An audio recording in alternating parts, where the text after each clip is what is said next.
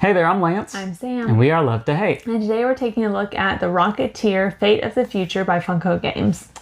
If you've seen the movie The Rocketeer, the 1991 movie, I think it was, by Disney, then you are going to be very familiar with the theme of The Rocketeer, Fate of the Future game. Now, this is a game for exactly 2 players. It is area control, which notoriously has not been something that works very well with just 2 players. It's usually a mechanic that you need several players for it to play out well. But this is only for 2 players, specifically 2 players. So it's an interesting idea with this one. Obviously, it's an IP that they are using with the theme here. Let's go down below and we'll show you how it works between the good guys and the bad guys in this one. All right, here's the Rocketeer Fate of the Future on the table. Let me show you guys how this 2-player area control game works.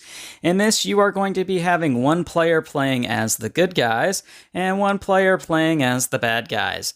And ultimately what you're trying to do is you're trying to control these different locations you see here on the board. There are 6 different locations. And if you're the good guys, you're trying to hold on to the plans to the rocket that Cliff wears throughout the game. If you're the bad guys, you're trying to get those plans and then keep the good guys from taking them back from you. As you will see, there are going to be a number of different things here out on the table. Let me explain to you what these things are. The first is you have a round tracker board of sorts here that is going to keep track of how much longer there is in the game. There's going to be a blimp token that starts here on the right side of the board and it's going to make its way all the way to LA. When the blimp reaches LA, that's going to be the last round of the game.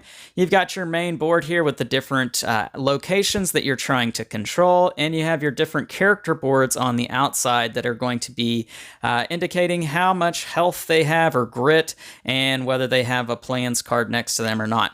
Now, how this game works, you are going to reveal an event card first, and that event card is going to have some sort of event. It's also going to tell you how far to move the Zeppelin blimp and also where to place the finale token. So let me give you an example of what that might look like. You are going to have sort of a newspaper article here. However many blimps there are is going to tell you how many spaces to move. You're either going to have 1 or 2 or possibly no blimps at all. And you're going to move the blimp however many spaces. And then there's going to be some sort of event that happens and where you are going to place the finale token. So the observatory in this case. The finale token is that little star there that you see. And in this case, we would place it here on the observatory. And that's important because whoever controls that location at the end of the round, they are going to get an extra finale card. And these are where you're going to get your points to determine who's going to win the game. Now, some of these finale cards are just going to have straight points on them, or some of them, most of them actually, are going to have some sort of condition that you need to meet in order to get those points. And here's another example real quick. 0 points, however, it's plus points equal to the current rocket skill. So let me point this out real quick. Cliff has the rocket. And as he plays the game, he can increase the rocket strength all the way up to 4, and that's going to determine how many spaces he gets to move whenever he does a move action. The bottom half of this card says equal to the number of soldiers on the game board. You see here that on Neville Sinclair's player board, there's a spot here to put recruited soldiers, and that is because throughout the game, he is trying to get soldiers by taking the action here that allows him to take a soldier token, putting it on his board, and that at some point he can do an ambush. We'll come back to what that is here in just a second. After you reveal event card and you place out that token, that finale token, then each player is going to alternate taking turns with their characters. So there's going to be cards that you have in hand, and each player has their own special deck of cards. And on those cards, you're going to see a number of icons. The first thing you'll want to take note of are the icons in the top left corner, as that's going to tell you which of your characters are allowed to play that card. And those icons are also on their player board, as well as the base to their figure. So the square here represents Jenny. And so if your player's icon is on that card, then you can play that card with that player. Now, there are 2 different actions you can do with your card. There's this left side here that you get to do for free if you want, Or alternatively, you can take the main action on the card. More often than not, that's going to have you spend some clout. Clout is like a currency in the game, and you'll want to try and get that as much as you can because it will allow you to do better actions, such as Grand Heroics, which lets you just take a finale card. So there's some victory points right there. Now, another type of action you can do in the game, you can move, and usually when you are moving one space either up the track or down the track. However, as I mentioned earlier, Cliff has the rocket, and he can travel a number of spaces wherever that rocket is at. This icon right here tells you that you can tussle. And you can see that there are two different ways to tussle with this particular card. Now, when you tussle, you are going to basically be fighting another opponent in the same location.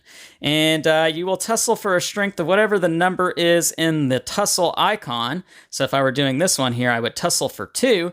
And you can discard your grit, which is kind of like your life points, to increase that tussle value. So I might discard this one here and say, I am tussling for 3, and we're going to go up against Lothar, the big guy right here. Now, the opponent has to defend against all of that, or they're going to lose life points. If you lose your last life point, then you become knocked out, and you have to place that character down. And that's not good because you're going to lose actions with that particular character when they're knocked out. In order to be able to block that particular attack, you're going to have to play cards that have shields on the bottom of them. Let me get that in frame. And again, you have to play it with the right character who is the one being attacked. There are other things you're going to be doing, trying to control different locations so that you can get the bonuses in the middle. Whoever controls that particular bonus is going to gain that at the end of a round. This little token here lets you add 1 extra card to your hand at the end of a round. When you do move to a new location, you get the immediate bonus of what you see here. And then after all players use their characters, then you are going to award out those bonuses. You're going to get finale cards for whoever has the plans. So let me explain the plan cards here. This is a little bit like a shell game. The good guys start with the plans, and whenever one of their characters, let's say it's PV here, gets knocked out, then the bad guys get to reveal the plan card for that character that got knocked out. 2 of them are going to be fakes, and so that's what the big X here says. Nope, that's not the right plans. 1 of them will have the actual real plans, and whenever you reveal that, you get to take all the cards and mix them up and then assign them to 1 character each. And the game continues that way. The good guys have to try to get the plans back because, again, whoever has the plans, they're going to get more finale cards, bonus points at the end of the game. Now, I mentioned earlier that the bad guys have the secret option of ambushing. And so whenever they choose to ambush, what's going to happen is the Valentine character is going to come off of the board. They're going to flip that player card around and remove that token or that player piece from the board. And any of the ambush tokens, or excuse me, the recruited soldier tokens that have been gathered up on Neville Sinclair's board, they're going to get to place them out in different locations. And these act as like little minions that have presence in that location. And that's going to win them a lot more locations as the game progresses. It's a bad thing for the good guys. Now, the good thing about it is they only have 1 strength, so they can easily be taken out. They don't immediately go away. They go back to the recruited soldier board for when the bad guys want to do another ambush to put them out there on the board. So that's kind of the benefit that they have. Whoever has the most points at the end, revealing all of their finale cards, is going to be the winner. And that is how you play the Rocketeer Fate of the Future. Let's go back up top and share our thoughts on this one. All right, we're back, and now we're going to share our thoughts as a gamer and non-gamer on the Rocketeer Fate of the Future. So Sam, seeing this out on the table, it's got a very Hollywood or old-time Hollywood feel to it because it's based off of the movie The Rocketeer, which was a kind of a very over-the-top type Disney movie. Came out when we were kids. What were your first impressions with this gun? There's a lot of moving parts, it seems like. There's a lot of cards initially on the table. There's not a whole lot in the game overall, but just laid out. There's just a lot going on. It seemed a little busy. Yeah. And I told Lance, I said, I feel like games that are very themey like this come with homework, because obviously he made me watch this movie before we played it, which made you watch the movie multiple times, and I don't like that. Of course, you can play it not knowing the movie. You can still learn how to play the game, but it always helps. Yeah. And I will say, it's been a very, very long time since I've seen the movie. It is on Disney Plus, by the way, so if you are a subscriber to that, it's very easy to watch the movie. But watching the movie definitely gives you a better understanding of what's happening in this game. Yeah, why you're doing what you're doing. And that can definitely help your experience unless you don't really enjoy the movie too much, which I think that's kind of Sam's case. She's not a huge fan of The Rocketeer, are you? No. Yeah. I thought the movie was all right. 90s was not a good time for a lot of movies. I thought it was all right. But as far as the game goes, you don't have to have seen the movie to learn this game and understand how to do well in it. It is area control. It is hand management. It is trying to play a shell game with those rocket plans. I thought that was a pretty cool idea. I can't really think of a board game that it incorporates the shell game, where you've got a number of things turned over and one is the one that you want and you're mixing them around and you're just trying to keep the other player off your game. I thought that was a cool idea. What did you feel about that? Yeah, I liked that part. And I do feel like, I think it took me probably 2 rounds to really kind of get the grasp of what I was doing, but it wasn't a game that was so complicated that by the end I was comfortable. I was confident in the choices I was making. I still think Lance won, but I won by 1 in our initial playthrough on this one, and I'll tell you guys, this is a game, I've played it enough times now to know that this is a game in which at certain points you're going to feel like, or you're probably going to feel like you're not doing too well because you're not getting the areas that you need to control. If you don't have the game or the rocket plans, then you're feeling like I'm never going to get those rocket plans. Or if you do have them, you feel like I'm going to give them up at any second because my guys are dropping like flies. Yeah. But then you get a turn that really works out for you and you're back in the game. Yeah. And then it sort of feels like, well, it can be anyone's game. So on one hand, it might seem like this is a swingy game, but on the other hand, I think it's a game in which you're really, you can string together some good moves and really feel like you're doing yourself some favors. And that's a very enjoyable experience. I've enjoyed every game that I've played of this so far. Even the turns where I didn't really feel like I was doing too hot, it still felt like, well, I can do better this next turn. Yeah. I can get what I need. I can get my guys where I need them to be, and I can do much better. I enjoyed it. I thought it was a good experience.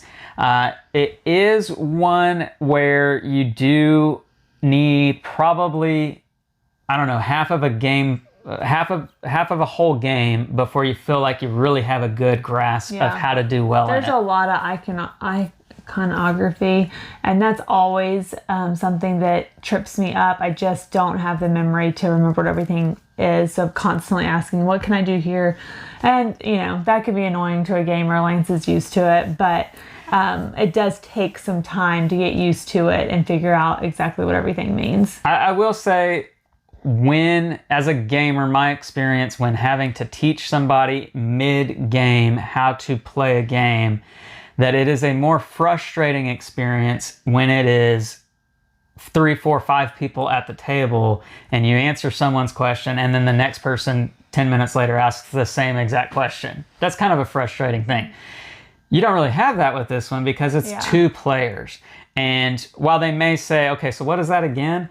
It's not as bad because you're not feeling like you're having to re-explain the entire game to several different people. Yeah. It's you and that one other person. And so the fact that it is a 2-player game definitely helps out in that regard with the icons or just kind of trying to understand what you're doing in this game.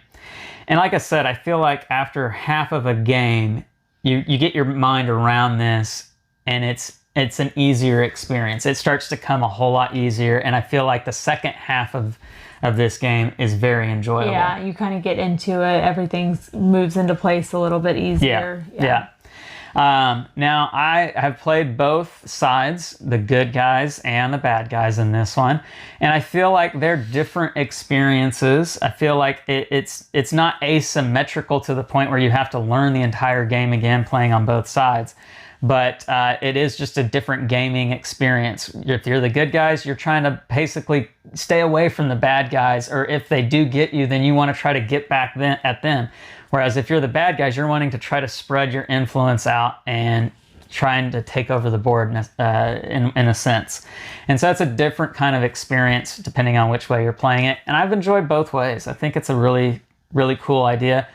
It is so themey. It goes very much in hand with the movie, which I know, Sam, that's not your cup of tea. Yeah. But if you're somebody looking for a good theme, this is your jam. This is going to be one that really sucks you in. So let's get into our pros and cons with the Rocketeer Fate of the Future. What were the things you enjoyed about this one, Sam? I mean, even I did watch the movie vaguely, or barely. I was in the room while it was on. I don't think you necessarily have to watch the movie to understand the game, to understand what your goals are. And as the game goes on, you do kind of start to understand what the roles of each individual player piece is. Mm-hmm.